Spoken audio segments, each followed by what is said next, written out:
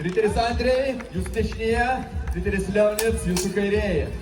Kaip matot, jau riteriai yra tikrai verti finalo, kovas vyksta greitai. Ir vienintelis dalykas, ko čia trūksta, tai jūsų aplodismentų.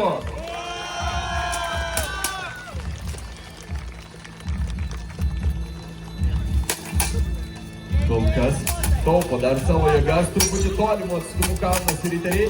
Čia teisėjų darbas suskaičiuoti, kuris pataikymas buvo atsiremė į kalaviją, kuris pataikymas pataikė į šarvus, kuris buvo nuslydo ar ne, ir kuris iš jų stiprus.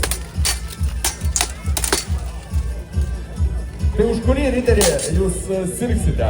Ko jūs išsiaiškinsite?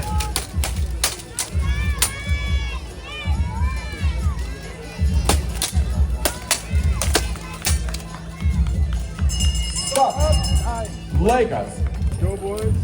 Antra minutė. Antrasis raundas. Tyla ringe. Tyla ir jūsų tribūnose. Kodėl? Kodėl nėra palaikymo jūsų riteriai? Kas palaiko Leonidą?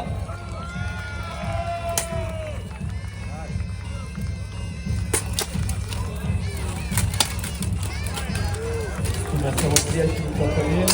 Leonidas bando pasiekti, bando ant pačios ribos kampus ir kirsti priešininkų ir to pačiu sistemą atsitraukti. Stop! Stabdome kovą, stop! Riterio ginklanešius kviečiamas į areną. Ar gal tik atsisegė antpetis riteriui? Bet mes viską turim padaryti saugiai ir riteriškai. Tęsiasi 1 minutė, pusė jau jos turbūt praėjo. Vis dar galit skanduoti savo riterio vardą. Jeigu nežinot, kuris norit, jeigu neturit savo favorito, galit tiesiog skanduoti kraujo, kraujo. Oi, kokia ištroška kraujo. Laikas. Mes jau turime nugalėtoją. Kaip manot, laimės Andrei? Jau jūs persigalvojat po antro raundo. Ar manot, kad laimės Leonidas? Bet kokiu atveju laimi Latvija. And the winner is... Latvija!